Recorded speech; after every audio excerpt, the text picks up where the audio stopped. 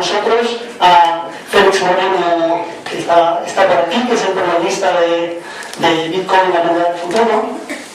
Félix es licenciado en Derecho Empresarial por ICADE, trader de divisas, bolsa en materias primas, piloto de aviones ultraligeros y ha colaborado con Unión Editorial en la guerra de Vero, de Ferdinand Lins y el colapso del dólar de Genstar, aparte de Bitcoin, la moneda del futuro. Félix escribe en numerosas páginas web, entre ellas bitcoinmagazine.com, goldmoney.com y orifinanzas.com.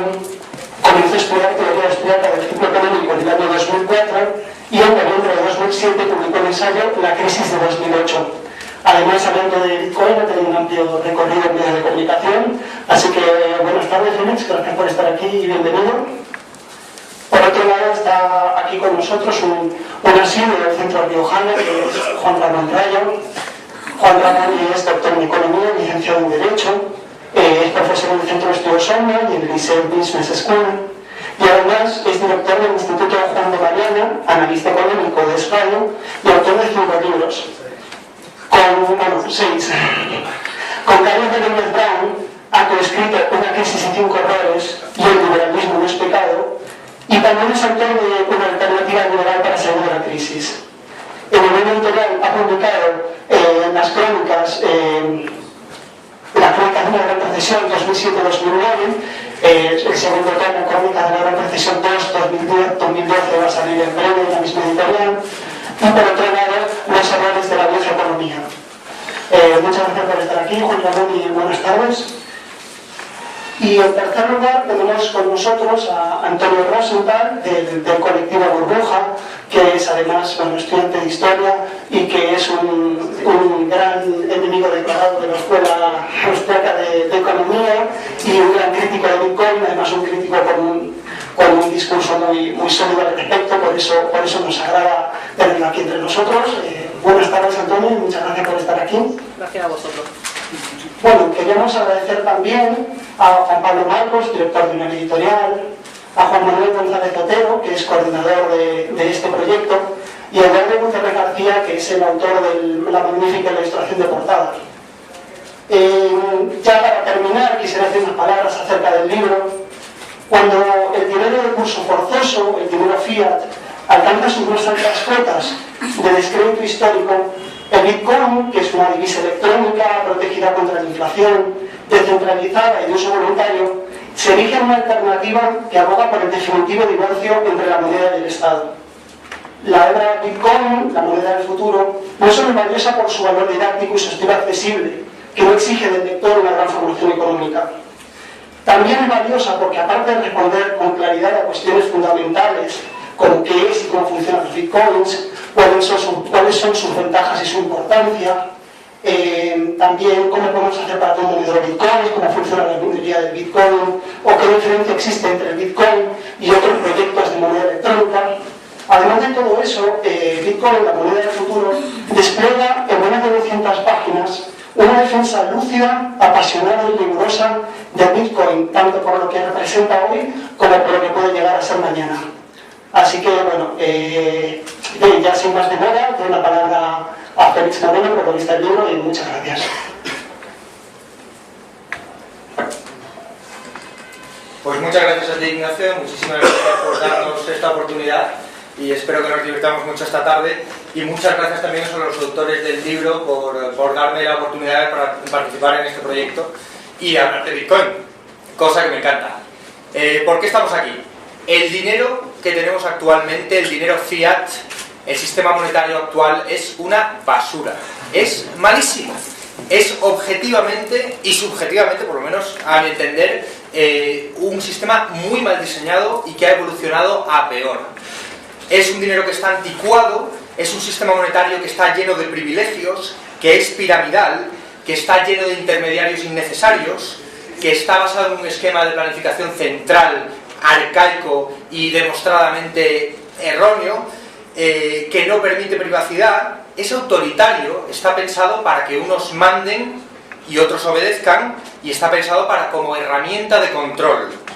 Y, además, como colmo, es un sistema muy inestable. Al ser piramidal, funciona como un acordeón que nos trae burbujas, nos trae crisis y nos trae todo tipo de problemas económicos, y además pretende estar basado en la confianza. Realmente lo que está basado es en el fiat, en el decreto autoritario de que esto debe aceptarse porque sí.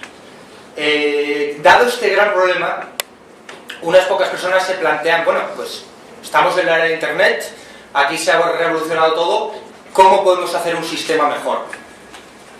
¿Qué podemos hacer que sea mejor dinero? Y la forma de hacerlo es, primero, mirar la clave. ¿Cómo hacer un dinero que no requiera confianza? Que no requiera confianza, que no esté centralizado y que no pueda ser controlado por una sola entidad o una sola élite. ¿Cómo hacemos esto? No es fácil, había varios problemas que resolver, pero los fundadores y los iniciales programadores de Bitcoin dieron con una solución que yo creo que es bastante buena y dado el éxito que está teniendo en todo el mundo, aunque todavía está en sus inicios, creo que promete mucho para el futuro. Y creo que va a hacer verdad el título de este magnífico libro, Bitcoin, la moneda del futuro. Para empezar, ¿cómo hacemos que no haga falta la confianza en un emisor central? En un emisor que de repente pueda crear dinero de la nada o destruirlo de la nada. Pues crear una red descentralizada. Que no haya ningún agente que controle el sistema monetario, sino que todos sus participantes, los usuarios y los mineros de Bitcoin, lo controlen y se controlen mutuamente. Y ninguno tenga que confiar en el otro.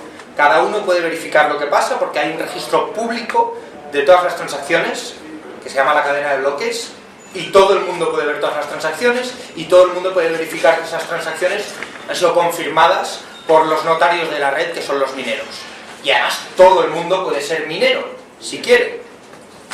Últimamente hace falta, para ser un minero rentable, hace falta tener un ordenador potente, pero para ser un minero a secas, no. Y la otra forma en la que hacemos innecesaria la confianza es utilizando un protocolo de código abierto. Eso significa que todo el mundo que quiera puede mirar las entrañas de Bitcoin, el programa, y ver que hace exactamente lo que dice que hace. Y si hay un cambio en una versión posterior, ver exactamente lo que hace ese cambio.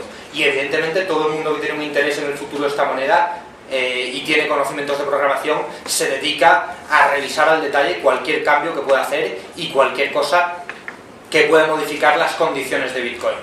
Ese protocolo de código abierto además hace que cualquiera que no acepte el protocolo o que incluya una modificación no aceptada en el protocolo sea rechazado automáticamente por toda la red, con lo cual no se pueden gastar los bitcoins dos veces, no se puede controlar, cambiar la cantidad de bitcoins que se van a generar, ni su ritmo de generación y muchas más cosas. El resultado de todo esto es una moneda más segura.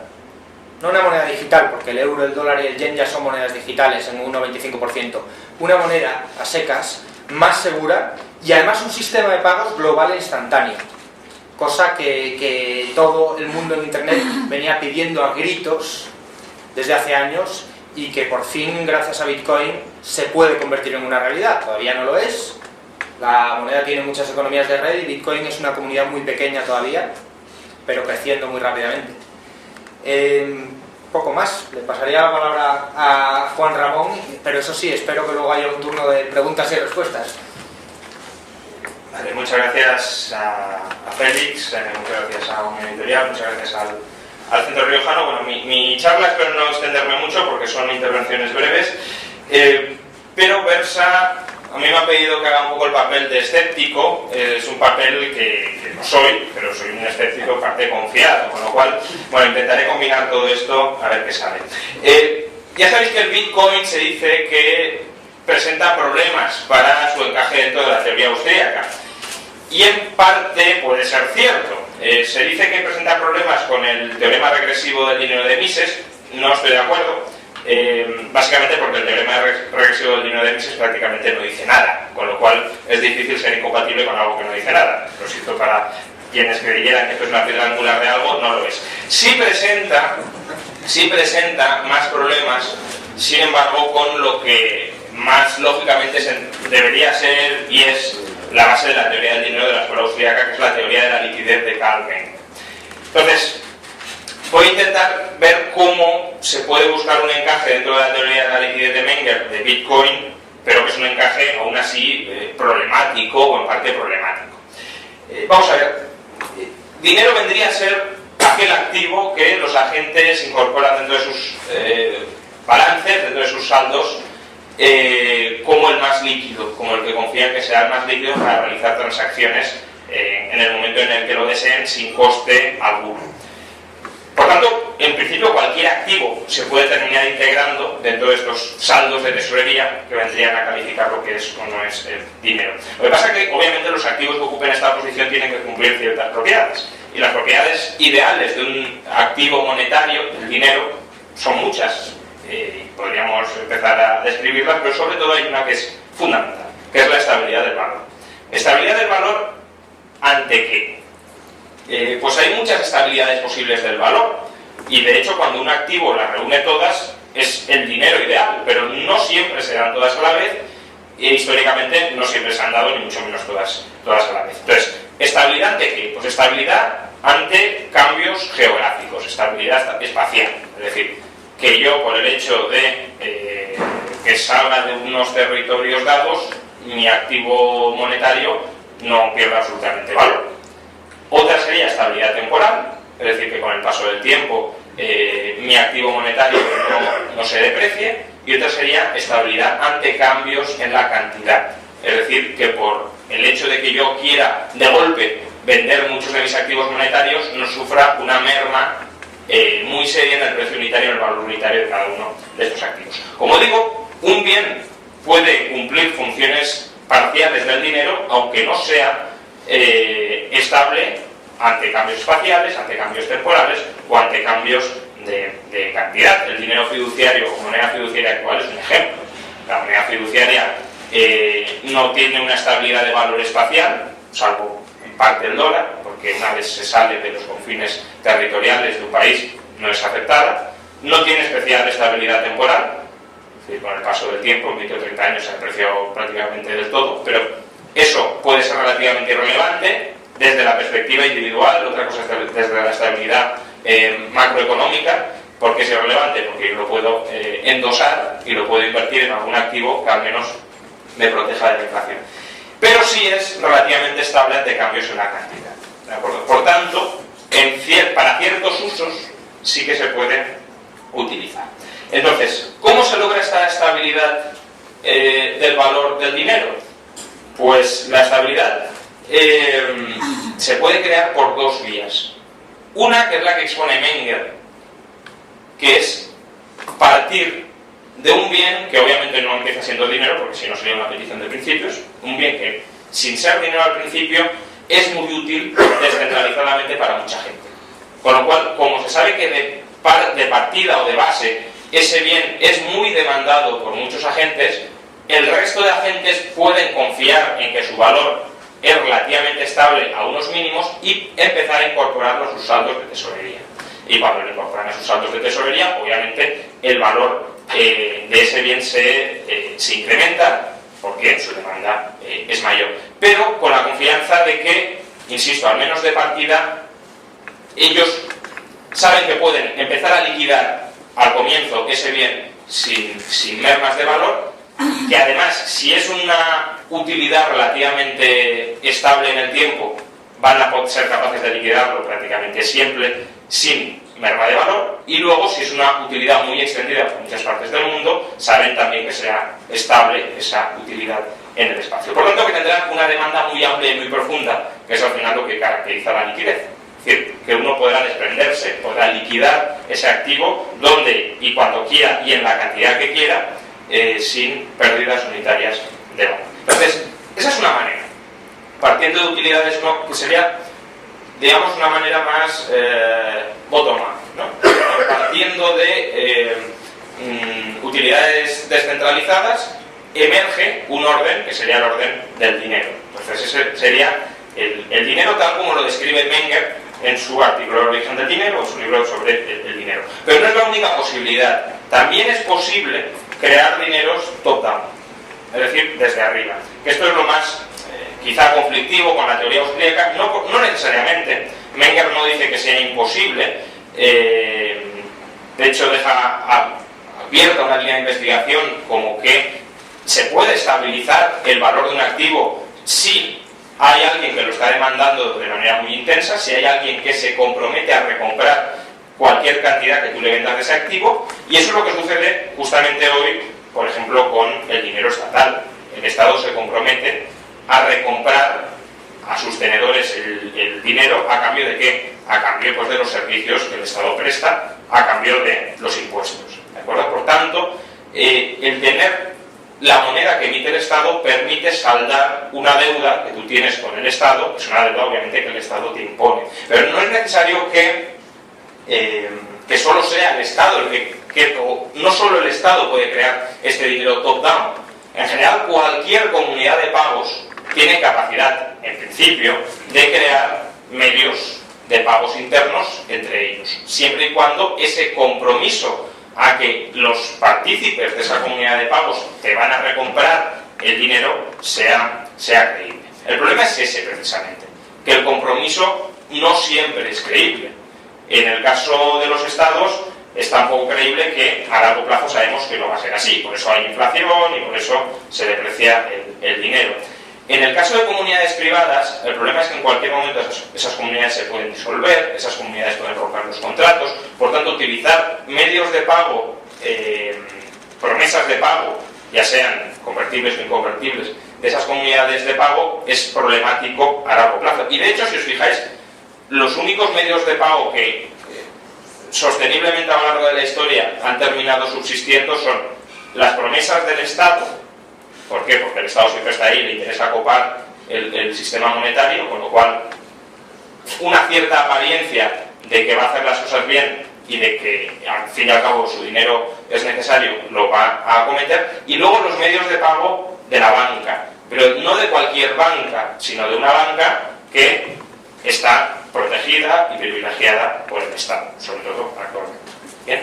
Entonces, esos medios de pago procedentes de esas comunidades de pagos sí han subsistido. Es el dinero que surge top-down precisamente porque ellos estabilizan la demanda de esos medios de pago y sobre esa demanda se puede construir la demanda monetaria del resto de agentes. Pero como digo, es problemático que surjan otros medios de pago que no estén muy vinculados al dinero que surge espontáneamente del mercado, es decir, al bottom-up, al dinero líquido, al dinero que surge de las utilidades descentralizadas de los agentes, precisamente por la posibilidad de romper los compromisos. Entonces, aquí es cuando entra Bitcoin como algo novedoso, porque el compromiso de Bitcoin es un compromiso muy fuerte, al menos en su configuración o en su programación interna. Es un compromiso de que al menos la cantidad no se va a disparar y de que por tanto no va a haber un desparrame absoluto de unidades de Bitcoin. Lo que le falta a Bitcoin, y es la parte en que soy intensa, no es el control de la oferta,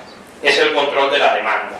Es decir, le falta estabilizar el valor del Bitcoin por el lado de la demanda. Entonces, aquí no hay un compromiso explícito de nadie, como si lo hay, por ejemplo, con los bancos, los depósitos son absolutamente... existe un compromiso muy fuerte de que te los van a hacer, los depósitos propios te los van a aceptar en el pago de las obligaciones que te surjan dentro del banco.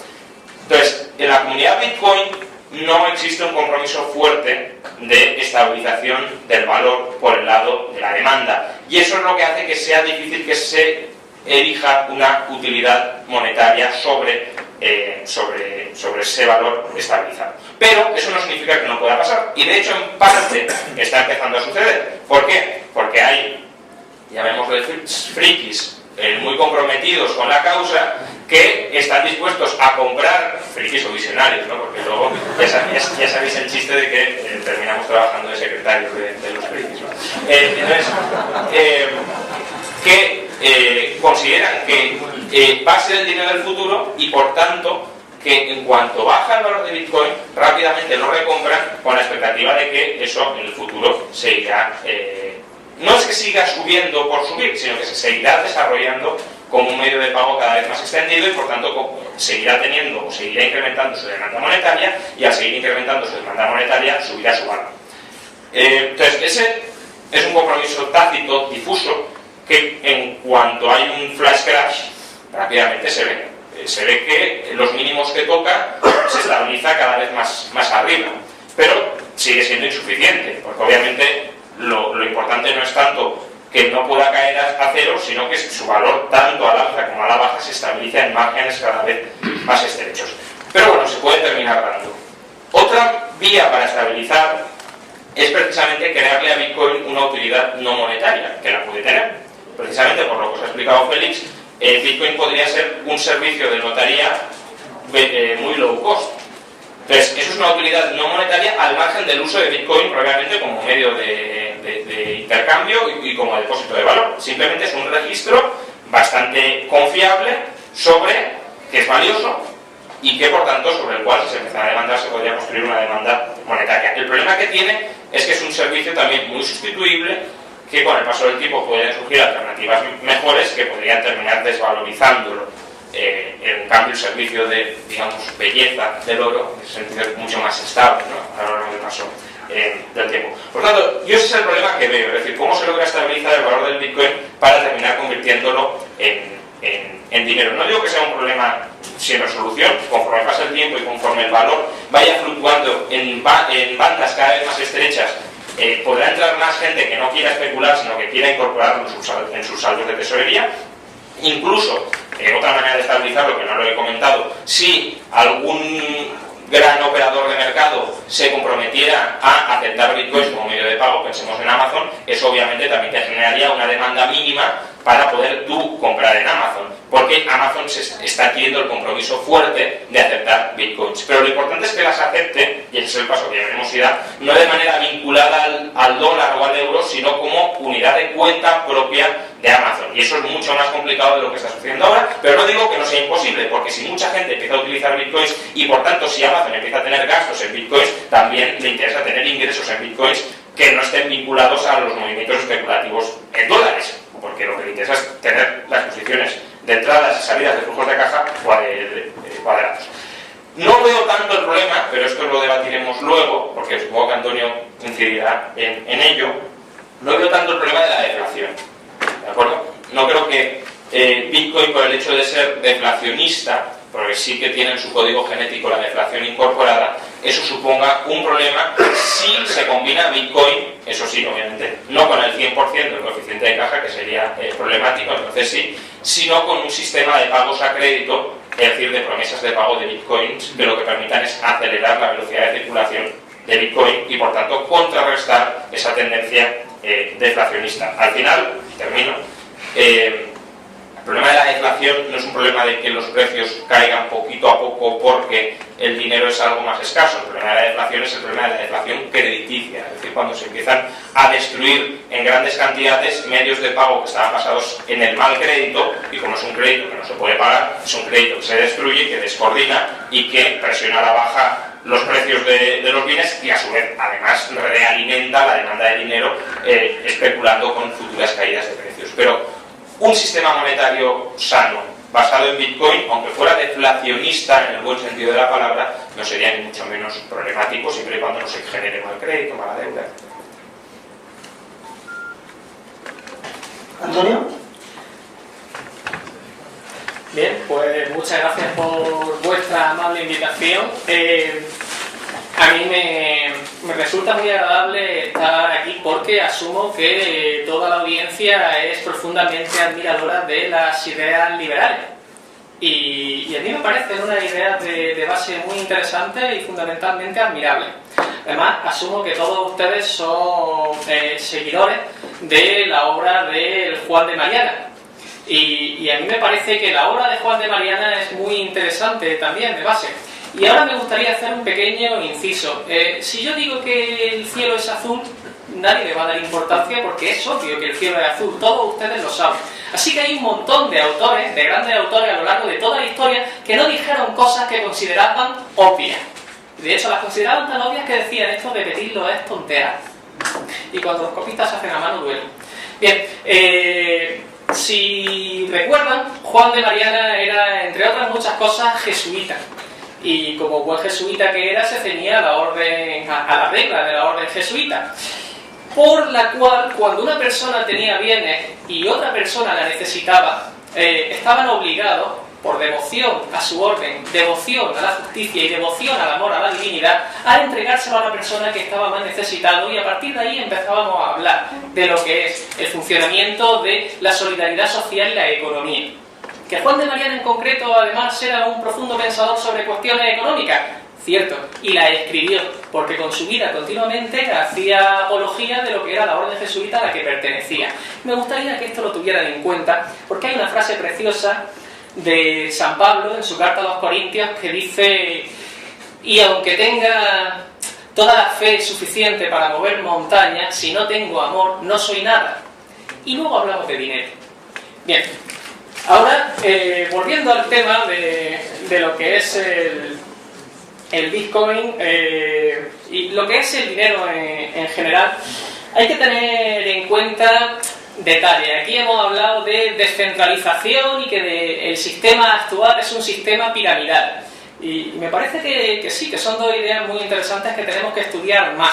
Pero cuando alguien se plantea el abordar una pirámide, se lo suele plantear desde dos perspectivas fundamentales. Una es: vamos a cambiar esta pirámide por algo que sea distinto, de una pirámide más solidario y más justo, o vamos a trepar un poquito más arriba porque desde allí seguro que hay mejores vistas y el que tenga que caer para abajo, que arda. Yo soy de la primera opción. Hay mucha gente que no. Y creo, honestamente creo, que Juan de Mariana y todos los jesuitas, los de aquella época, eran de la primera opción también. No obstante, hoy por hoy se prodigan mucho los que son de la segunda, pero no tienen tan claro todas las cosas que algunos grandes autores nos dijeron por ser obviedades para ellos y para todos nosotros deberían serlo. El hecho de que el dinero actual no permite privacidad es algo que se puede discutir, y de hecho creo que toda la propaganda de ciertos bancos en Suiza y en las Caimán se basa en esa privacidad que ellos ofrecen. Así que a lo mejor no es un problema de privacidad de lo que estamos hablando, es un problema de sistema de control. Al fin y al cabo, los emisores de una moneda se benefician del uso de esa moneda por definición, y a partir de ahí lo hablamos. Y ahora voy a hacer otro pequeño paréntesis sobre este tipo de charlas. Yo voy a darle un par de referencias. La vida de Juan de Mariana la pueden encontrar en la Wikipedia, pero les voy a pedir por favor que a mí no me crean.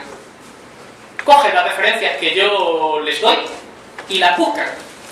Esto obedece a dos razones. La primera es que creo que si nos ponemos aquí a debatir sobre la excelencia de un aparato tecnológico que no deja de ser un sudoku complicado, probablemente parezca esto una reunión comercial, y yo creo que ustedes son perfectamente capaces de pensar y recordar, y merece muchísimo la pena, sobre todo inspirándose en grandes autores como Juan de Mariana, por ejemplo, y otros muchos autores jesuitas. Y la segunda, por lo que se llama el efecto dormilón, que es una forma de fomentar el cambio de actitudes a partir de argumentos contrapuestos. Si tú coges y pones argumentos que se defienden de una forma muy sólida y pones argumentos que se defienden de una forma algo menos sólida contrapuestos, los primeros argumentos, los que parecen mucho más sólidos, se van a ver reforzados. No a corto plazo inmediatamente, pero en cuanto la gente se vaya por ahí y empiece a madurar en su mente las cosas que ha escuchado, eso va a tener peso y va a tener repercusión. Si yo fuera comercial y quisiera venderles algo, yo pondría a gente tremendamente competente a favor de eso que quiero vender y a alguien no tan competente en contra de eso que quiero vender. Y los competentes se lo comerían bonitamente, pero sin ninguna piedad, sin ninguna excepción. Y todo mi público se quedaría perfectamente convencido de la grandeza y maravilla de ese objeto que yo pretendo vender. Imagino que podrán ver las analogías sustanciales a las que me estoy refiriendo, ¿no? Bien.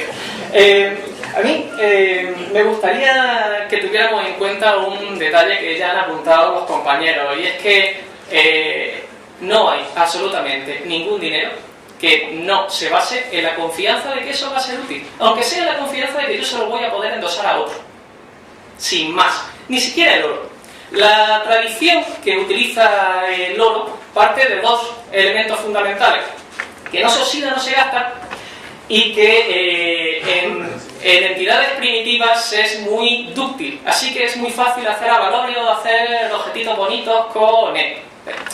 Y además es mucho más fácil de portar. Si tú te pones un collar de granito puede ser un poco más incómodo, ¿no?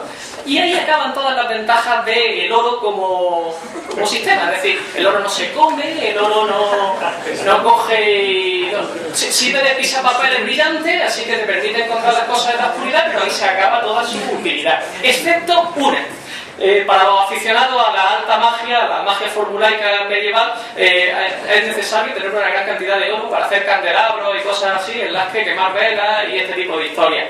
Eso en tradición. Luego está la opción pobre, que consiste en hacer los candelabros con cobre y dorarlos al mercurio, porque siempre hubo clase, y de lo que se trata en realidad es de, señores, o nos gusta la pirámide y queremos trepar en ella, o lo que queremos es deshacernos de la pirámide y entonces buscamos un sistema que sea mucho más solidario y mucho más justo.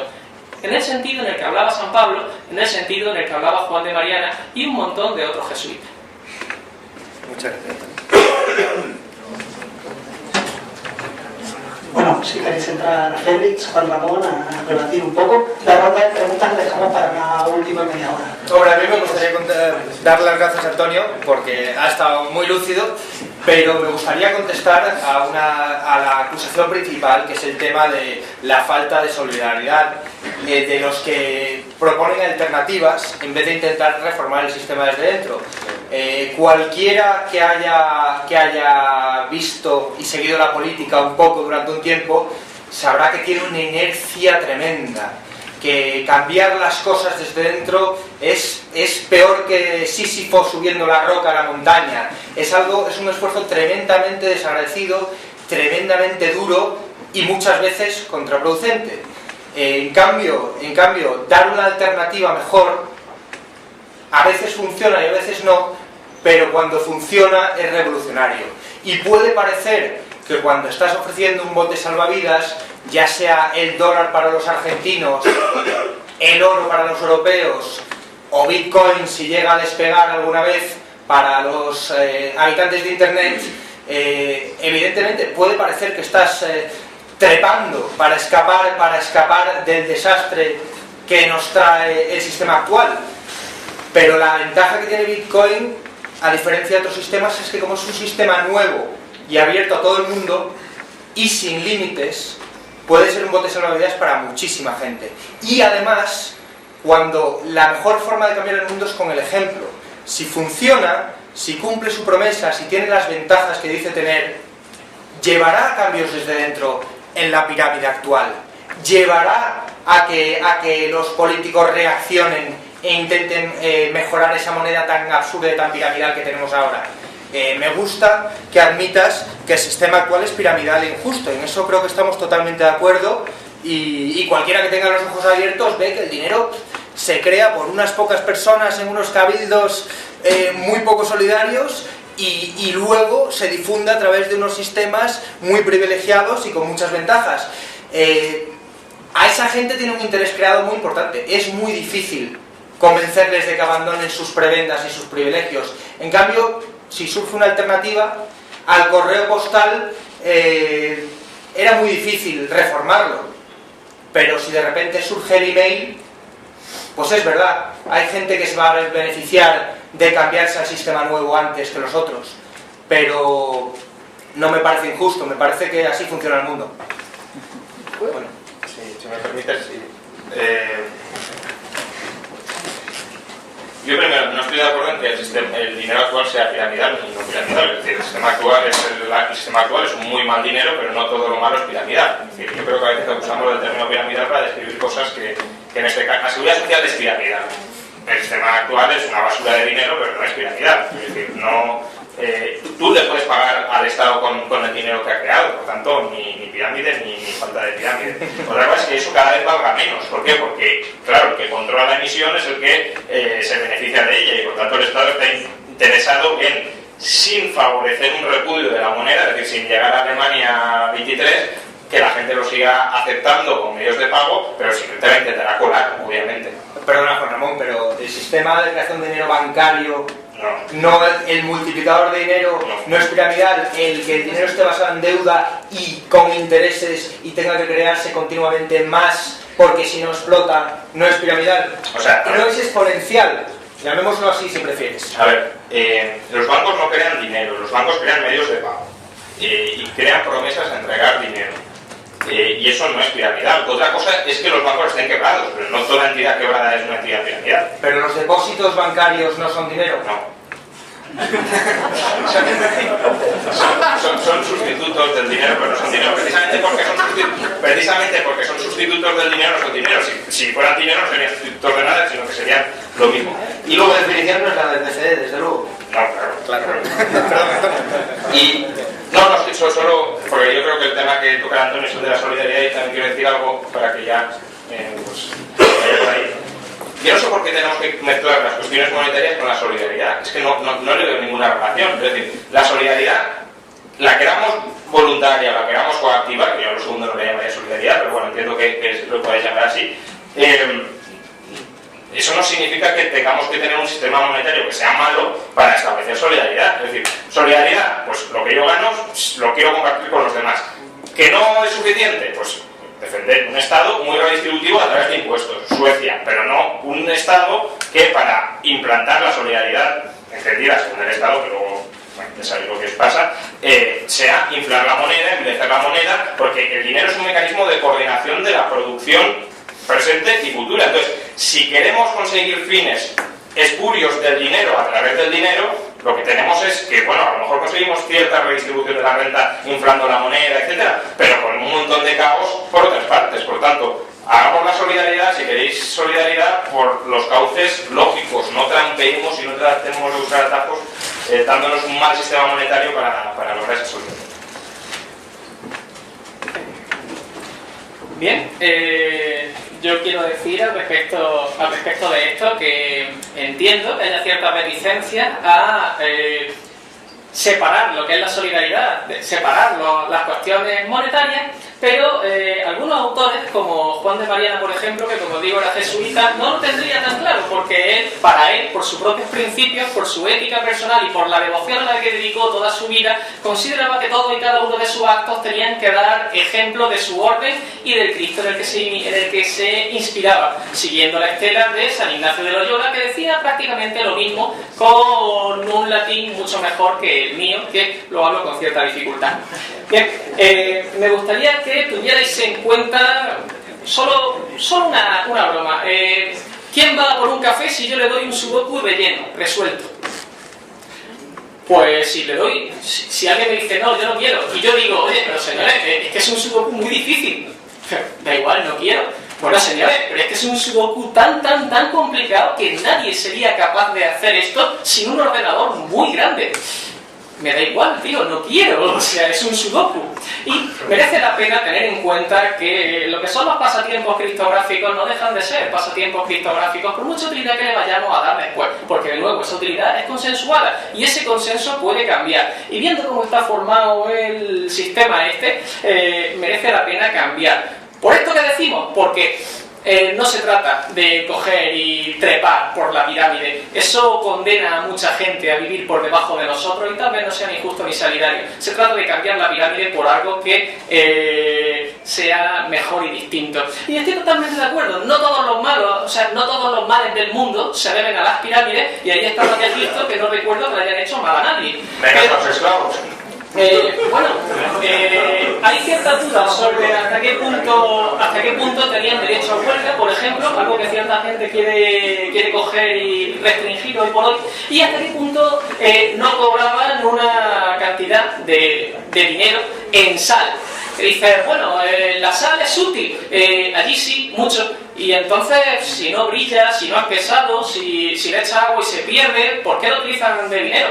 Pues porque les resultaba útil. Lo que realmente constituye que algo sirva como dinero no es la escasez, como pueden pensar los aficionados a defender el patrón oro, y sobre todo no es el valor intrínseco, porque el valor intrínseco como tal no existe. El oro los indios americanos se lo dieron a los conquistadores españoles a cambio de cristalitos de colores.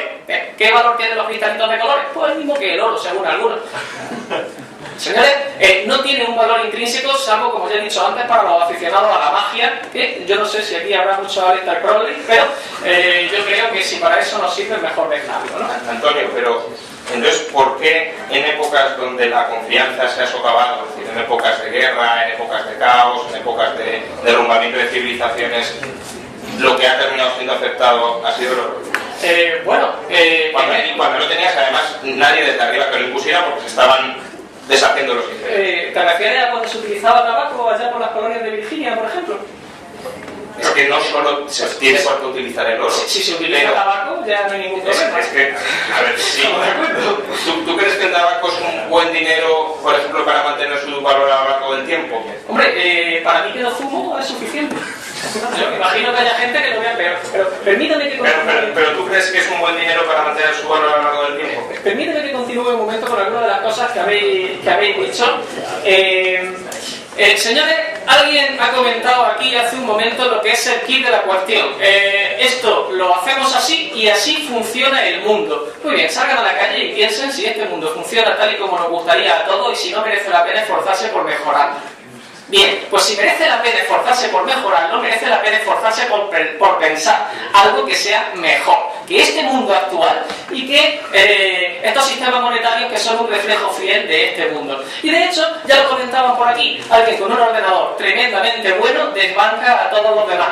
Bien, esto lo que hace, en realidad, por volver a la analogía del patrón oro, es eliminar la posibilidad de que un tipo con una mula y un pico tuviera su día de suerte y encontrase un filón. Porque o tienes el pico de marca Acme definitivo y una mula maravillosa, o eres perfectamente incapaz de competir con los que van a dedicar una parte importante de sus recursos a hacer esto. Una pequeña matización a eso.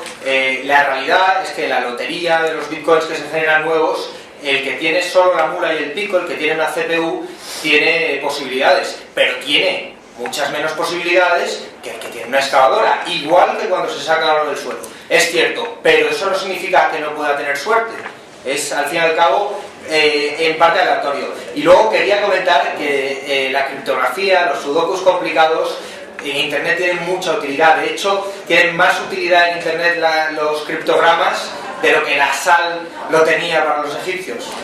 Bueno, a mí me va a perdonar, pero lo que hace que se mantengan los alimentos para que puedas comer mañana, pasado mañana y dentro de 3 días, me parece que tiene muchísima utilidad para los egipcios, por muy divertido que sea jugar al World of Warcraft o a cualquier tipo de sistema que puedan desarrollar códigos criptográficos competentes, ¿no? O por mucha NSA que pueda estar por ahí financiando estudios.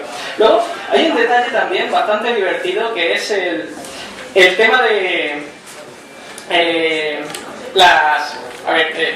perdona, es que escribo notas muy rápido y luego me pierdo. Cualquiera puede coger y hacer una analogía con cierto tipo de presidentes que no entienden su propia letra, pero me parece que ese tipo de cosas a veces pasan. Señores, si, como ha comentado el compañero Félix, cualquiera puede tener suerte, pero la probabilidad de que esa suerte se dé depende del equipo que tienes, exactamente igual que en el mundo real, nos volvemos a la idea de quizás este mundo real merezca un par de cambios que sean importantes por solidaridad y por justicia, y a partir de ahí tenemos que empezar a pensar. Luego, desde el momento en que el sistema es deflacionario, cuando una gente encuentra una serie de bloques, los bloques disponibles para todos los demás se reducen.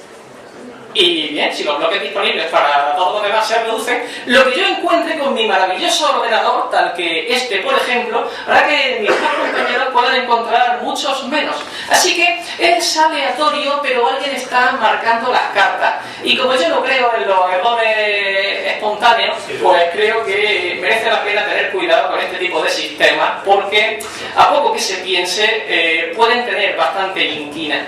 Al fin y al cabo, como habéis dicho, no se trata de cambiar el mundo es así y esto es un reflejo del mundo. Bien, vamos a intentar imaginar un mundo mejor, a lo mejor podemos.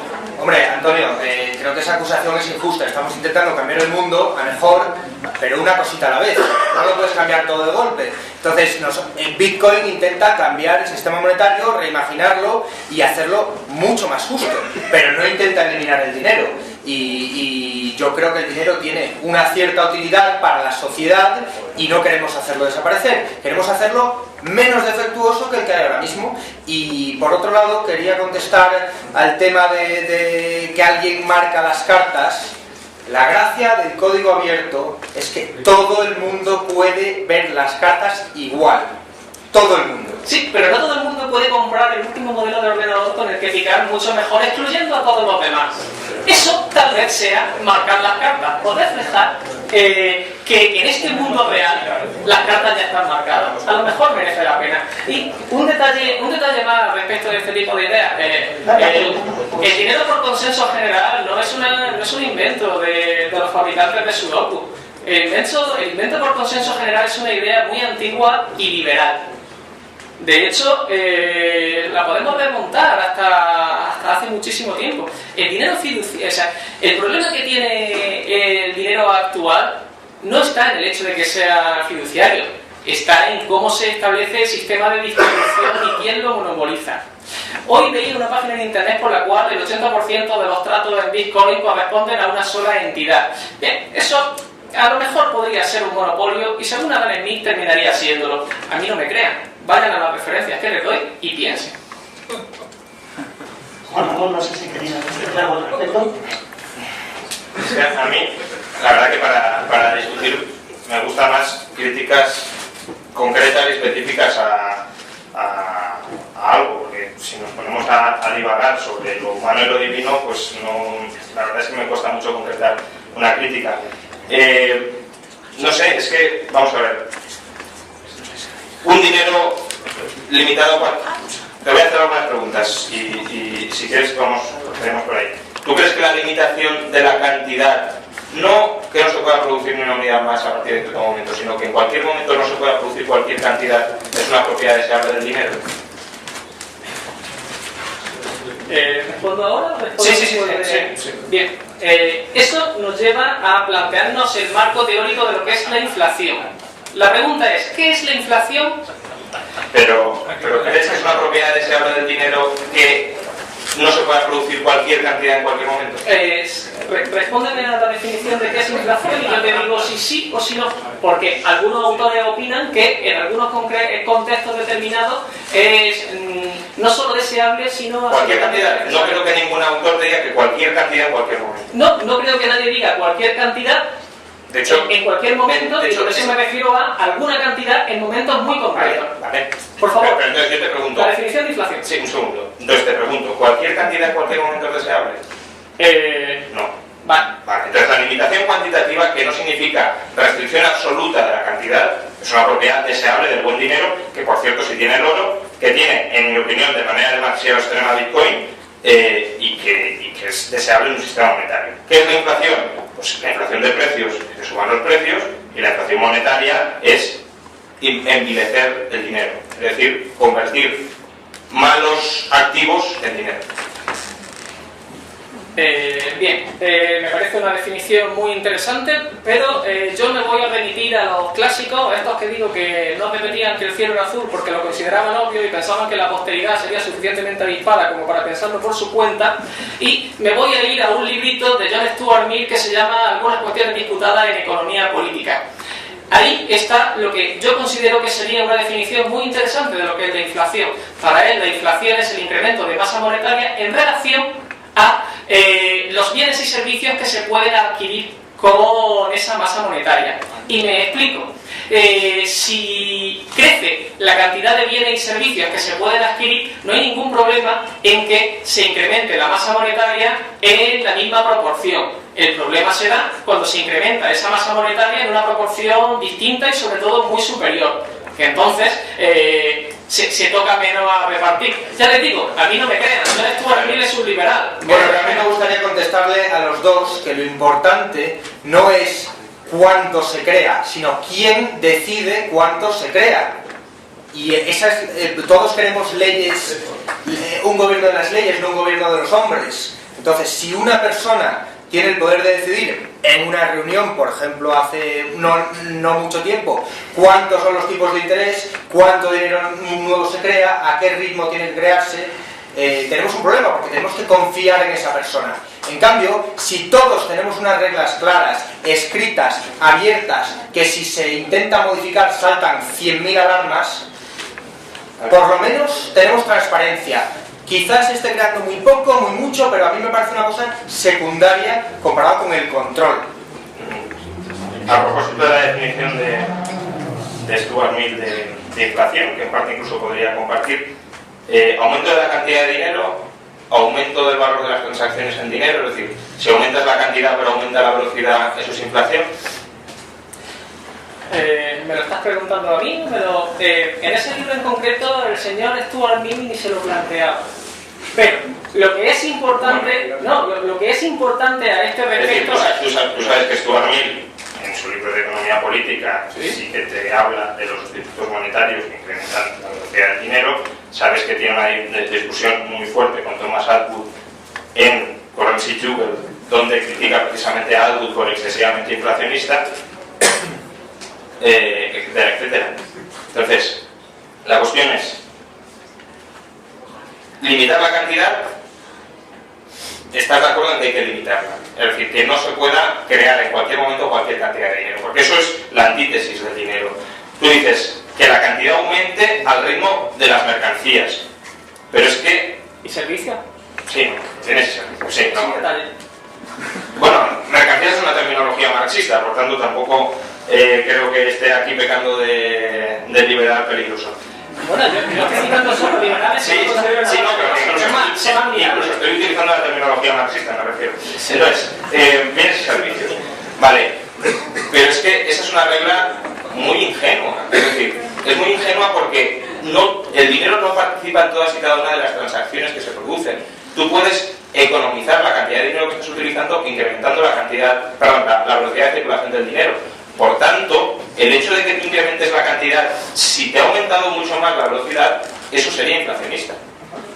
Bien, con respecto a este tipo de cosas, me gustaría leer un texto de un pensador liberal que a algunos nos parece admirable, como muchos otros pensadores liberales. Dice así: me han preguntado cuál es la razón de nuestro éxito económico y es muy fácil. En las colonias usamos nuestro propio dinero. Es el llamado colonial script. Nosotros emitimos esto en la proporción justa que demanda el comercio y la industria para que los productos circulen libremente desde los productores a los consumidores. De esta manera creamos nuestro propio papel moneda. Nosotros controlamos su poder de compra y no tenemos que pagar intereses a nadie. Benjamin Franklin, poco antes después de empezar la guerra de la independencia americana. Bueno, me estás diciendo que Satoshi Nakamoto es el Benjamin Franklin del siglo XXI, porque al final, y que Internet va a intentar hacer la guerra contra quien sea que mande ahora. Franklin era mercantilista, o sea que de liberal en términos económicos tenía poco en ese Bueno, sentido. pero en cualquier caso, si vamos a hablar del colonial script, las colonias sufrieron una hiperinflación con el script y con el dólar continental. Pero la cuestión sigue siendo, si las colonias quieren intercambiar con otros países, ¿qué utilizan? Porque no van a utilizar el script. Si la gente que adquiere los bienes de otros países considera que puede utilizarlos para comprar otros bienes en el futuro, no habría ningún problema. ¿Otros bienes de dónde? De la misma colonia. Claro, pero entonces tú tienes que mantener siempre confianza, y eso lo tiene el Bitcoin y todo lo demás. Pero si es un pasivo de la comunidad colonia, el que se quede con esos scripts tiene siempre una posición abierta hacia la colonia, y eso es algo arriesgado, y es algo muy arriesgado porque la colonia o puede desaparecer, o puede multiplicar la cantidad de scripts, o tú puedes no querer nunca más comprarle algo a la colonia, a lo mejor quieres comprarle algo a otros países. Entonces, para tener una posición abierta en algo líquido, necesitas, como decía, que ese dinero primero no lo emita un gobierno de algún lado, porque es que entonces, si todo el dinero surge de los gobiernos, el problema es cómo hacemos las transacciones mundiales. Y segundo, que sea un activo con el que puedas acceder a cualquier bien sin necesidad de que alguien te dé permiso, sin necesidad de someterte a la regla de otro. Entonces, si me disculpa, hay que reconocer que las colonias, muchas de estas colonias tuvieron problemas de inflación, tal y como ha dicho Félix.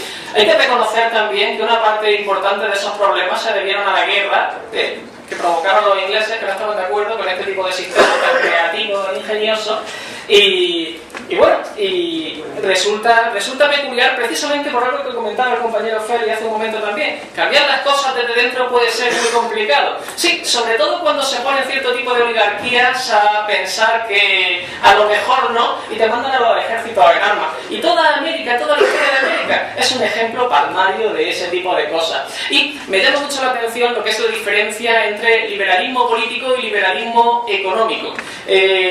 Porque es una diferencia que merece la pena tener en cuenta, sobre todo porque muchas de las posturas que se defienden desde una perspectiva económica, luego cuando las trasladamos al plano de la política son éticamente cuestionables. Por ejemplo, pues considerar dictadura a corto o medio plazo como medio para conseguir cierto tipo de economía. Esta idea tan marxista la comentó von Hayek, que en sus declaraciones al periódico Mercurio en su momento. Así que a mí me parece que creo que hay que tener cuidado con no ceñirnos a lo que es el liberalismo económico si nos quitamos de un plumazo lo que es la ética, lo que son los principios que todos esos liberales clásicos defendían. Sobre todo porque, como hemos comentado antes, no se trata de mantener la pirámide y no se trata de trepar por la pirámide, se trata de tratar de ser mejores que nosotros mismos hoy por hoy y que nuestra sociedad. Porque creo que podemos, y si podemos, probablemente debamos. Vale, como decía Juan de María. Si defiendes un dinero consensual y un dinero que emerja de la sociedad, ¿por qué no defiendes un dinero libre y que no surja del curso forzoso? No, sí, yo defiendo un dinero libre que se establezca por consenso con otro tipo de mecanismos. Y me explico. Aquí está el diseño general. El diseño general del Bitcoin es deflacionario. La cantidad total está limitada. Tú has comentado que tal vez esté excesivamente limitada. ¿Cuál es la utilidad de esa limitación en la masa monetaria? Pues un compromiso con ello. Un segundito para corregiros a los dos. Pueden modificarse. Incluso siguiendo la definición que habéis sacado del dinero Jones 2000, no es deflacionario. Ahora mismo es bastante inflacionario y en un futuro será estable. Bajará el ritmo de creación, pero en ningún momento disminuirá la masa monetaria. Pero en cualquier caso... Pero por eso será deflacionario. Deflacionario en precios, no según la definición que acabáis de sacar. Según la definición de Stuart Mill, bueno, perdón, es muy endeble para mí, pero bueno, es aumentar la cantidad de bienes y no la cantidad de dinero. Pero lo que digo es que puede aumentar la velocidad de circulación de ese dinero y por eso no tiene por qué ser deflacionario en precios o apenas deflacionario en precios. Pero es que si no te gusta Bitcoin, simplemente no la tienes que aceptar como medio de pago. Es que es tan simple como eso. Y si prefieres el oro, pues aceptas el oro. Y si prefieres los dólares, pues aceptas los dólares o los euros o las monedas locales que se puedan surgir, etcétera. El problema de esas monedas locales, que pues está muy bien, es que cuando tú intentas ir con ellas al otro lado de la frontera para comprar lo que sea, pues no te las aceptan. Entonces necesitas convertirlo eso en un dinero que sea internacional. Entonces la cuestión es, ¿puede haber un dinero internacional que no surja de los estados? Por supuesto que lo puede haber, porque de hecho no hay un estado mundial. ¿Y cuál es el mejor dinero con aptitudes para ser dinero internacional? Para mí es el oro. Félix quizá pueda decir que en ciertos contextos Bitcoin, en otros el oro, etcétera. Bueno, pero es que, es decir, ¿cuál es la crítica a eso? Porque es decir, yo querría responder a críticas concretas sobre el funcionamiento del oro, sobre el funcionamiento del Bitcoin, no sobre si es insolidario o falta de solidario, porque es que la solidaridad no es algo monetario. De hecho, si lo fuera, Juan de Mariana defendería el empobrecimiento monetario también.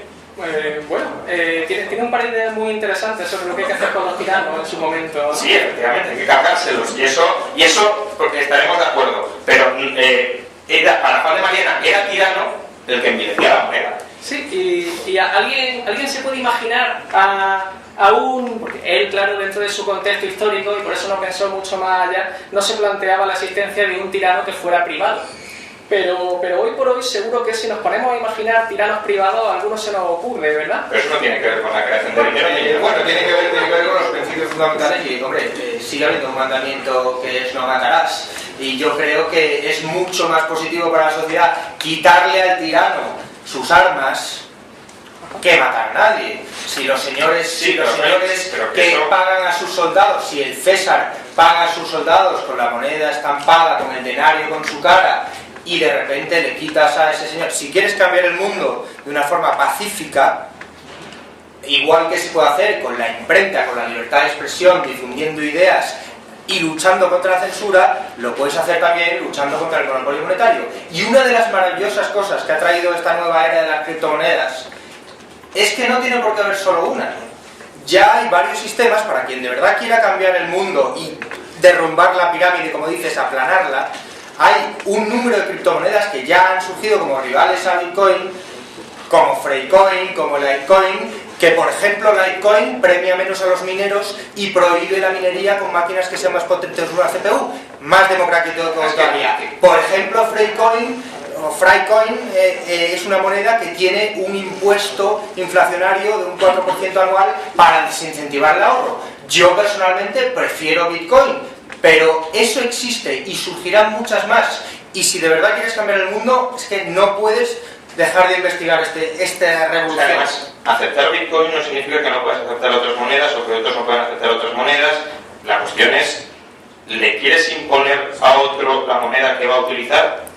Bueno, en el caso concreto del señor Franklin, él no hablaba de imponer a otros la moneda que van a utilizar. No, pero tampoco impedían utilizar otras. No, desde luego. Simplemente tener... Es que la perspectiva austríaca es competencia de monedas y que triunfe la mejor, o que triunfen varias que puedan ser en cada momento la mejor según el ámbito en el que tú lo quieras utilizar. A mí me parece, señores, que gente que era liberal política, y ahora abro paréntesis, puede que no tanto liberal económica, como el señor Franklin, nunca tuvo en ninguna de sus intenciones el oprimir a nadie, obligar a nadie a hacer nada. Así que no creo que ese vaya a ser el problema. Si nos vamos a por para qué sirve un entorno deflacionario a largo plazo, imagínenselo. La cantidad de mecanismos de intercambio son exactamente los mismos, pero nosotros tenemos que comer todos los días. Nuestras necesidades se van a mantener creciendo continuamente y la moneda tal vez no. ¿Qué utilidad puede tener eso? Pues yo que de barcos no entiendo, lo que suelo hacer es irme a los clásicos. Y hay una frasecita muy interesante que dice así: la contracción del capital de la sociedad o de los fondos destinados al mantenimiento del trabajo, así como reduce los salarios del trabajo, aumenta los beneficios del capital y consiguientemente el interés del dinero. Adam Smith, La riqueza de las naciones, que también era liberal y bueno, pues puede que Sí, casualmente Adam Smith defendía el patrón oro y la banca libre. Puede que económicamente Adam Smith no fuera todo lo liberal que pudiéramos desear, pero a mí me parece que sus intuiciones son interesantes. ¿Para qué sirve un sistema deflacionario?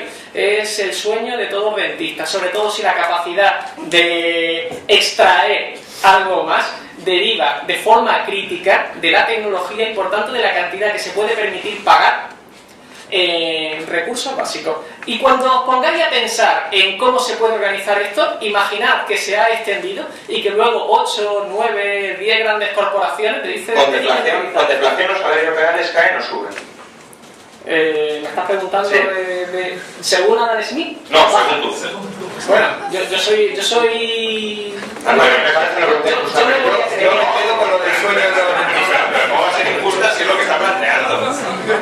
Está planteando que las cosas laborales serán depauperadas por la deflación. Y yo pregunto, cuando ha habido entornos deflacionistas, ¿los salarios reales han crecido o han caído? Probablemente en todos los entornos deflacionistas en los que la necesidad se mantiene fija, los salarios reales bajan. Y como bajan los salarios... En Estados Unidos tuviste un entorno deflacionista y los salarios reales subieron muchísimo. ¿Durante cuánto tiempo? De 30 a 40 años. Más. No, 30 a 40. Eso es el periodo de posguerra civil, pero antes también hubo un periodo... Sí, pero no fue tan deflacionista, no fue tan acentuada la deflación porque tenías bancos y demás. ¿De qué periodo concretamente estamos pues hablando? 1870 a 1914. 1870, 1914. 1914. Vale. Yo he prometido... No, pero es que también Inglaterra, a partir del 1820 cuando se restaura la convertibilidad, hasta 1860 cuando se hacen los grandes descubrimientos internacionales de oro, tiene deflación y los salarios reales crecen. Sí. Vaya. Es decir, es que no hay ninguna incompatibilidad que caigan los precios y que el salario real, el salario vale por la adquisitiva, con que los precios caigan más de lo que caen Y por salirnos de cosas decimonónicas, Suiza mantuvo el patrón moro hasta 1998, si no recuerdo mal. Sí, pero ahí probablemente no tenías deflación. Yo es que creo que en muchos casos se critica la deflación confundiendo una deflación crediticia que sí es devastadora con una deflación como consecuencia de la limitación de la cantidad de moneda que no tiene absolutamente nada que ver con eso. Es decir, asumir que los salarios nominales van a caer más de lo que van a caer los precios es una hipótesis que creo que te sacas de la manga, sinceramente. Bueno, voy a citar aquí, por salirnos de cosas decimonónicas, me voy a ir un poco más atrás por aquello de que los clásicos pues no escribían cosas que consideraban obvias, que dice que la causa de lo cual es que el dinero vale más donde y cuando hay falta de él que donde y cuando hay abundancia. Esto que luego lo puede encontrar en toda la corriente jesuita de nuestro siglo XVI, lo puede encontrar también en uno de los artículos que escribe Gonzalo Soto al respecto de este tipo de autores. Señores, cuando hay falta de dinero, el dinero vale más. Y cuando el dinero vale más, todo lo demás vale los bienes básicos entre ellos lo que es el trabajo y los bienes básicos que compra el trabajador con ese salario. Además, otra cuestión, es decir, el entorno inflacionista sin hiperinflación más alto de la historia ha sido los últimos 40 años. ¿Bien? ¿Tú crees que en los últimos 40 años ha habido un aumento muy grande de los salarios reales? En los últimos 40 años, no. De hecho está demostrado que los reales han ido cayendo. Precisamente. Entonces, ¿la inflación ha promovido un incremento de los salarios reales? No. Probablemente lo que no haya promovido un incremento de los salarios reales sea cierto tipo de acciones contra lo que es la organización sindical. Bueno, pero entonces no mezcles cuestiones monetarias con todo eso. No tiene nada que ver. De hecho, los precios fueron mucho más estables hasta el año 70 de lo que han sido a partir del año 80 y en ese momento sí subieron los salarios reales. Por tanto, sí, eso que dice el compañero Juan es completamente cierto. Los precios fueron mucho más estables hasta los años 70. Además hubo muy pocas crisis económicas y bueno, yo había prometido citar a solo liberales, pero John Kenneth Galbraith dice que eso es un éxito del keynesianismo que a lo mejor teníamos que tener en cuenta. Sí, bueno, o sea, tienes la mayor liberalización del comercio desde el siglo XIX, tienes patrón oro muy de aquella manera, Trigénero, pero patrón oro, tienes presupuestos equilibrados con déficits de no más del 2%, pero bueno, si eso es keynesianismo, pues... Bueno, lo dicen economistas. Tienes inflación baja, sí, claro, dice un economista que dice que los controles de precios son muy buenos. Sí, y que de hecho había que montar tribunales con sindicatos, patronal y Estado para formar los precios, lo cual es economía fascista pura y dura. O que dice también que Hitler fue el gran representante de las ideas del keynesianismo, por tanto, bueno, ese es el mismo autor que dice todo eso. Bueno, de nuevo, teniendo en cuenta que von Hayek dice que a veces a corto y medio plazo una dictadura liberal, yo no sé qué es una dictadura liberal, si alguien es capaz de describir una dictadura liberal, que venga aquí y me lo cuente. Una dictadura liberal puede ser necesaria para establecer una economía verdaderamente libre, y a mí me parece una barbaridad. Creo que todo el mundo, sea o no economista, es perfectamente susceptible de cometer errores. Y por eso, señores, a mí no me crean, busquen las referencias y medítenlo. Porque, por hablar de autoridades, Ptolomeo fue la autoridad... Por favor, un poco de calma allá abajo, después dedicamos una ronda de preguntas e intervenciones del público. Por hablar de autoridades, Ptolomeo fue la autoridad fundamental en astronomía durante 8 o 9 siglos y él pensaba que el Sol daba vuelta alrededor de la Tierra y se equivocaba. Sí, da igual el argumento de autoridad, pero vamos, que precisamente por eso tú no deberías estar citando continuamente autores. Bueno, yo no he citado ningún autor. En realidad, y precisamente lo que yo hago aquí es dar referencias que sirvan de base de reflexión a la gente. No digo que estos señores tengan razón por ser estos señores, digo, estas personas pensaron esto, ustedes piénsenlo y decidan si libremente están de acuerdo, porque esta gente dedicó mucho tiempo a pensarlo, y eso a lo mejor hace que merezca la pena revisar por qué lo decían y cuándo y cómo. Al fin y al cabo, si sabemos más que los clásicos es porque ante todo tal vez nos esforcemos en sabernos a los clásicos. Sí, está bien. Si os parece bien, vamos a dedicar una última intervención por cada uno de los integrantes de la mesa redonda, porque el tiempo no es ilimitado. Juan Ramón se tiene que marchar a las 8. Después nos gustaría, en estos los últimos 30 minutos, que el público puede intervenir. Veo que hay mucha ansia de intervención por allá abajo. Así que, no sé si quieres empezar tú, Félix, que había algo. Sí, bueno. El que prefiera. Yo es que no tengo mucho más que decir, la verdad. Vamos a ver, yo creo que los liberales lo que defendemos, o creía hasta ahora, es un sistema monetario libre. Es decir, que no se pusiera nadie su dinero y que el dinero fuera aceptado voluntariamente por los demás. Y por tanto, que pudiesen emerger numerosos sistemas monetarios en competencia y aquel que sea mejor sistema monetario para las partes termine imponiéndose, pero no de manera definitiva, porque imponer no significa en ese sentido que venga el Estado y diga sino que habrá una cierta estabilidad en el sistema monetario hasta que surja algo mejor. Y cuando surja algo mejor, se sustituye. Eso no creo que vaya en contra ni siquiera de que los gobiernos emitan su propio dinero e intenten colocarlos como dinero de libre aceptación de los ciudadanos. Lo que no deberían hacer los gobiernos es forzar a que se pague con su dinero, a que todo vaya nominado en su dinero. Por lo demás, si un gobierno, si una administración quiere emitir su propia moneda para hacer fines diversos, pues a él, y si la gente lo acepta, como medio de pago y como depósito de valor, fabuloso para esa gente, o ya se encontrará con los problemas cuando el gobierno termine pagando. Pero por los mismos motivos, si la gente quiere utilizar bitcoins, si la gente quiere utilizar monedas de oro, si la gente quiere expresar sus patrimonios en oro o en bitcoins, ¿hay algún problema en ello? ¿Que se colocan arriba o abajo del lado de la pirámide? Yo creo que no.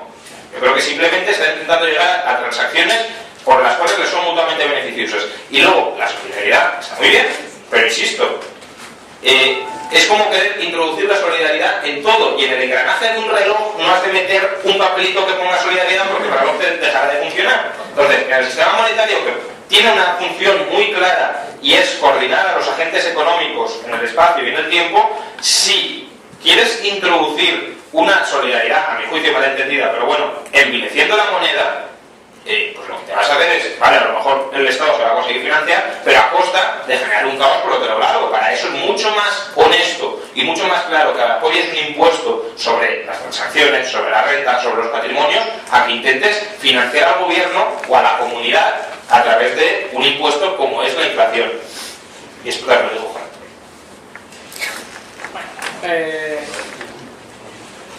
Bien, hay una cita preciosa de Abraham Lincoln, presidente republicano, por aquello de no citar a demócrata, presidente republicano, que decía que cuando el Congreso de los Diputados, no el gobierno, el Congreso, es el que crea la moneda justo en la proporción en la que es necesario para el buen intercambio de mercancía y servicios entre los ciudadanos, lo que está haciendo es un servicio público como tal, siguiendo la estela de Benjamin Franklin. Y él acababa ese texto tan bonito diciendo que por la adopción de estos principios los contribuyentes ahorrarán inmensas sumas de interés, ahorrarán inmensas sumas de interés, y el dinero dejaría de ser el amo para convertirse en el sirviente de la humanidad. Hay muchas alternativas que son interesantes. Félix ha comentado alguna de ellas. Váyanse a los experimentos de Suiza con Gesell y compañía. Váyanse a los bancos de tiempo. Hay un montón de alternativas que son muy interesantes y que no son un cepo en cuanto a diseño. Porque lo que no podemos permitirnos es que volvamos a caer una y otra vez en los mismos errores, por aquello de que como seres humanos tal vez tenemos el derecho de pensar que podemos aprender un poco de un año para otro y de una era para otra. Y me gustaría que escucharan, es una cita de nuevo, discúlpenme, y reconocerán la voz. Voy a intentar que se oiga.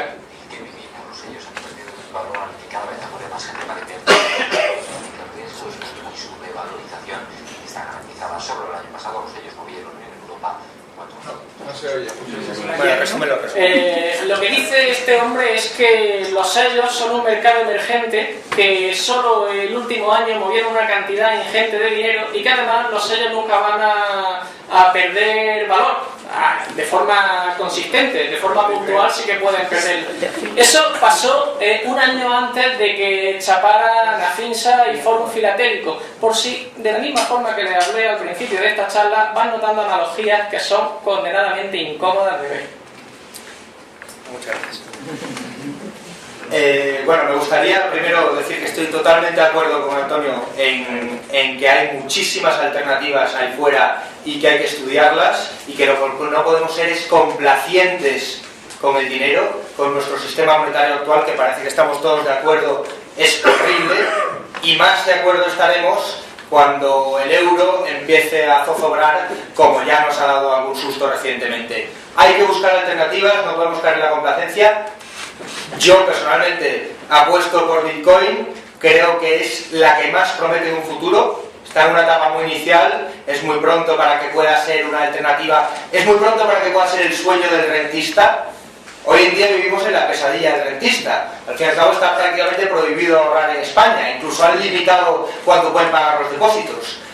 Para los que pensamos que el ahorro es bueno, y que el ahorro es necesario para el crecimiento económico, para la inversión y para la acumulación de capital, pues la pesadilla del rentista en la que vivimos es algo terrible. Y más aún en países como Chipre, en países como Argentina, donde tienen que sufrir controles de capitales, confiscación de los depósitos. Bueno, por si alguien de aquí no lo sabe, como dice, no estoy de acuerdo con Ryan que el dinero de los depósitos no sea dinero, pero lo que no es tuyo.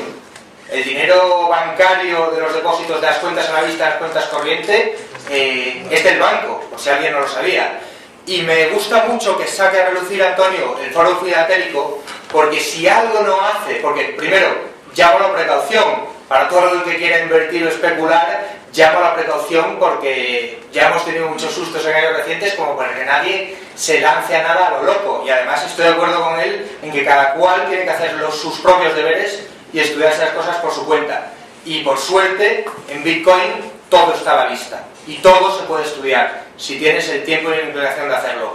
Y segundo, porque si Bitcoin no es algo, es piramidal, todo lo contrario, es la estructura más horizontal y más plana que pueda haber.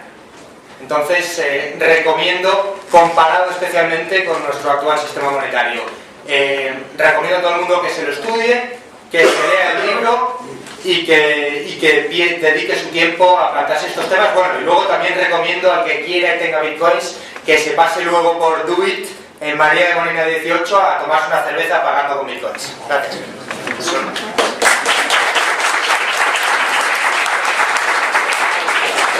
Antes de empezar con la ronda de preguntas, me parece que Juan Ramón quería... Dos ideas muy breves porque creo que han estado todo el rato encima de la mesa y que no las hemos comentado y que, para que la inflación no es la eutanasia del rentista, es la eutanasia del rentista fijo. Pero perfectamente uno puede ser rentista obteniendo una revalorización de su renta indexada a la inflación. Por tanto, querer acabar con el rentista a través de la inflación es un error y lo único que lleva es a otro caos, por otro lado, y es quitar opciones a alguien que muy legítimamente puede querer ser un rentista fijo, como pueden ser viudas y huérfanos que no quieren ser invertidos en bolsa, por ejemplo. Y luego, la idea de que si el Estado controla el dinero y el Estado puede emitir el dinero, se acaba con que el Estado tenga que pagar intereses, eso no es así. Es decir, los intereses seguirían existiendo en la economía. No mezclemos el crédito con el dinero. Es decir, pagos a crédito seguiría habiendo siempre, emita quien emita el dinero. Simplemente por pagar de manera aplazada, y eso se seguiría dando siempre, va a haber intereses. Y por tanto, si el Estado quiere pagar de manera aplazada y querrá pagar de manera aplazada, necesita pagar intereses. Bueno, muchas gracias a Juan Ramón, a Félix y a Antonio. Vamos a comenzar con la ronda de preguntas del público. Preguntas, intervenciones, meditaciones varias, lo que queráis. Había un caballero que había levantado la mano durante los primeros minutos del debate, así que le cedo la palabra a él, por favor. Gracias. Quería hacer dos preguntas. La primera, si uno de los objetivos de Bitcoin es ser de uso diario, motivo de transacción, Lo que está pasando con la subida en el valor es que se está acumulando y se está convirtiendo en motivo de valor, más que de función valor. ¿Eso no es acaso una paradoja? Que se está convirtiendo en una especie de nuevo oro. Y la segunda pregunta muy rápida. Para los que llegaron primero al Bitcoin, ¿eso no se parece mucho a un esquema Ponzi? Bueno, creo que todo el mundo quiere contestar a esto, pero voy a ser el primero. Me gusta mucho que saques el tema porque para empezar, la revalorización, yo pensaba como tú que la revalorización iba a paralizar la economía de Bitcoin, pero como todo es transparente y podemos ver el volumen de transacciones en tiempo real, puedes meterte en blockchain.info y verás que salvo 2 días de burbuja que hubo unos movimientos brutales, las transacciones siguen creciendo y de hecho hay unas 60-70.000 transacciones diarias hoy en día. Esto sigue en pañales, el mundo es muy grande y yo calculo que hay menos de 2 millones de usuarios ahora mismo, pero son usuarios activos y se están comprando y vendiendo cosas en Bitcoin. Y en cuanto a tu segunda pregunta, insisto, Bitcoin por definición no puede ser un esquema piramidal porque ni promete ni da rendimientos. Afinsa, Foro Filatélico y otros muchos, incluso la bolsa, otros muchos sistemas prometen rendimientos. Un esquema piramidal o Ponzi es un esquema que paga a los nuevos los rendimientos, paga a los antiguos los rendimientos con dinero de los nuevos.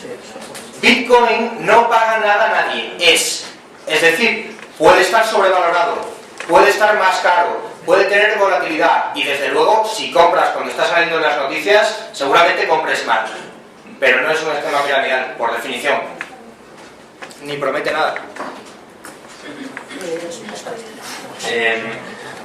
Vamos a ver, la idea de que el buen dinero tiene que estar continuamente circulando es una idea equivocada. Es decir, la función del dinero no es estar continuamente circulando, porque la función del dinero no es solo hacer intercambios en este momento, sino también intercambios en el futuro. Por eso está el atesoramiento. Es decir, si yo no encuentro ahora mismo nada que me guste en el mercado, lo atesoro y gasto más tarde. De hecho, al final el dinero, primero, siempre está en el balance de alguien. Y segundo, los agentes necesitan tener un fondo de liquidez en dinero para cubrirse frente a las contingencias precisamente por eso. Es decir, no gastar toda tu renta o todo tu patrimonio, mejor dicho, ahora mismo, sino tener una parte en un mecanismo líquido que te permita hacer transacciones cuando quieras. Entonces, en ese sentido, que los agentes estén acumulando bitcoins no es necesariamente malo. No digo que sea bueno, pero no es necesariamente malo, porque si Bitcoin quiere convertirse en dinero mañana, necesita una base de gente que lo esté atesorando casi por sistema durante mucho tiempo, porque esa es la demanda intensa que estabilizará su valor de la que os hablaba al principio, que es la precondición para que se convierta en un dinero de uso generalizado.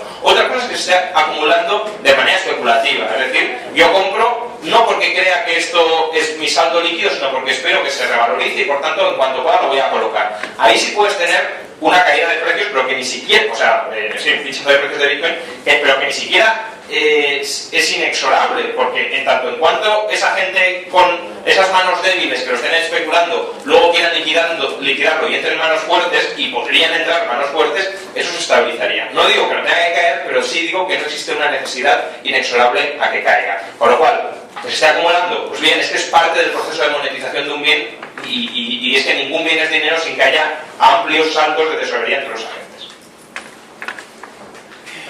Bien, pues tal como tú dices, la subida y bajada que hace este tipo de sudokus complicados es espectacular. De hecho, si te vas a la gráfica, son funciones exponenciales y eso no tiene ningún sentido, salvo que haya alguien que se esté haciendo de platino por detrás. Cuando te vas a algunos estudios de alguna gente, el otro día, después de un artículo que comentó, o sea, que escribió el compañero Juan Ramón, otro economista reputado, Sally Martín, escribió otro artículo de réplica diciendo que eso tenía pinta de burbuja, pero de manual. Y luego el compañero Juan Ramón contestó que no, que en realidad aquello no era una burbuja. A mí me parece que algo que cuadruplica su valor en 30 días, tiene todas las papeletas para hacerlo. Y sobre todo, hace que los primeros que están ganen y los últimos que llegan pierdan y pierdan mucho. ¿Que no es un esquema Ponzi? bueno, no creo que el que pierde su ahorro note la diferencia, pero si nos ponemos a afinar es posible que lo vea concreto. Y luego, señores, párense a pensar en correlaciones. Es decir, está demostrado que el valor del Bitcoin se incrementa en función de las búsquedas que hay por internet de información sobre este tipo de monedas y por tanto de la información que se publica sobre este tipo de monedas. Por supuesto, es una correlación, no hay una atribución causal fácil, pero lo que es un hecho es que si yo tuviera una cantidad importante de Bitcoin y estuviera deseando vendérselo al primer primo que pasara cerca, lo que haría sería fomentar actitos y difundirlo por la red para que la gente se entusiasmara y entrase en saco a comprar. A los primeros no les pasaría la guillotina, porque me sirve una vez, no dos. Pero 4 o 5 capas más tarde de nuevos clientes sí es verdad que les daría un susto, porque hay un principio de todos los jugadores de póker y es que a la gente se la esquila todas las veces que se pueda, pero se la desolla solo una vez. Antonio, pero que se busquen información sobre Bitcoin en Google no significa que se esté publicando mucha información, significa que la gente la está buscando. Otra cosa es que cuando la gente busque, obviamente se tratará de producir, pero las búsquedas simplemente te indican la demanda de información y la correlación no es entre algún ente que esté tratando de manipular el mercado publicando información, porque además la publican blogueros individuales que no creo que respondan a los intereses de nadie, sino lo que en finanzas se conoce el momentum. Es decir, Bitcoin estaba en su momentum, había un recalentón de gente que no sabía ni qué era Bitcoin y que estaba entrando y que por tanto buscaban Bitcoin, pero correlación no es causalidad, y desde luego sí, y desde luego no es la causalidad de esto, ya lo dijo, pero luego que estaban proporcionando información para calentar el precio, y desde luego no es que los proveedores de información sean los que tengan interés en Bitcoin, porque es que además los proveedores de información que estaban diciendo cuidado con la burbuja que va a pinchar, por tanto difícil que sea eso. Bueno, había algunos que no tenían tan claro que fuera una burbuja. Y... No, yo no, digo que no era una burbuja. Es decir, el hecho de que algo caiga no significa que sea una burbuja. No, o que suba. Ahí está la gravedad para demostrarlo, pero vamos. Sí que me gustaría recordarles que a pesar de todo el rendimiento que esto pueda parecer, como digo, es sobre todo para los primeros que entraron, como en cualquier tipo de monopolio. Los que ya están asentados, cuando llegan todos los demás, son los que pasan la guadaña y se llevan por delante que no haga falta. Y que todas las estafas, desde la primera a la última a lo largo de la historia, se basan en el interés, en la avaricia que tienen los que luego resultan estafados. Nadie se metió al Fórum Filatélico pensando en que iba a perder dinero, como nadie compró Bitcoin cuando valían $266 para pensar que después se iba a encontrar con algo que valor de mercado... ¿El iPhone es una estafa? ¿Es un esquema de realidad? ¿El iPhone? No, pero a lo mejor Apple... Bueno, no las acciones, sino el iPhone. Es decir, que un empresario sea el pionero y sea el primero en lanzar un producto y en quedarse con las grandes rentas que se derivan inicialmente de ese producto hasta que el resto le copie, no es un esquema piramidal. Nadie está pensando en esto, yo proporciono un servicio que quieren los consumidores y como soy el único que lo está haciendo porque el resto son tan tontos que no lo están haciendo o no han pensado, no se quieren esforzar, etcétera, para generar satisfacción, me quedo con la mayor parte del pastel, pero en cuanto te llegan los imitadores, esas ganancias se diluyen, pero eso no es que nadie esté programando nada. Vamos a tratar de continuar con las preguntas para no dilatar mucho. Había... sí, precisamente. Vale. Yo quería saber vuestra opinión sobre si la confiscación que se está llevando, que se ha llevado en Chipre y que se está llevando en general por parte de los estados a la sociedad civil en esta crisis ha sido una causa del aumento brutal que ha tenido el precio y de la popularidad de Bitcoin. Sinceramente, yo he seguido muy de cerca todo ese ruido mediático y yo creo que, como siempre, los periodistas buscan la explicación donde más aparente o más fácil es. Bitcoin llevaba, que ya hubo una burbuja en Bitcoin en el año 2011, llevaba estabilizado prácticamente 9 meses y a partir de los últimos meses del año pasado estaba ya creciendo poco a poco y no se ha disparado hasta enero, febrero, que ya ha sido... Alex, ¿por qué hablas de burbuja? Es decir, ¿cuál fue porque no estoy de acuerdo con tu definición de burbuja. Pero ¿cuál fue el máximo? Y no me asusta hablar de burbuja. ¿Cuál fue el máximo que logró en la anterior burbuja? 32. ¿Ahora cuánto está? A 110. ¿Ahora es una burbuja? Posiblemente. Yo es que defino una burbuja como cuando la economía real, el valor fundamental ¿Y cuál es el es muy inferior. ¿Y cuál es el valor fundamental? Pues se puede intentar calcular. Yo sé que tú piensas que no se puede calcular el valor fundamental del dinero, pero yo pienso que la economía de Bitcoin, el ecosistema que hay a su alrededor, da unos ciertos fundamentales, es decir, vale, pues esto tiene esta cierta liquidez, esto tiene cierto número de gente que lo está usando y va creciendo y sube mucho más el precio. Si mañana la demanda de arroz se hunde y el precio del arroz cae, ¿tú hablarías de que dirías que había una burbuja en el arroz? No, pero en el momento en el que se hubiese hundido la demanda y no se hubiese hundido todavía el precio, podría hablar de burbuja. Pero es que en Bitcoin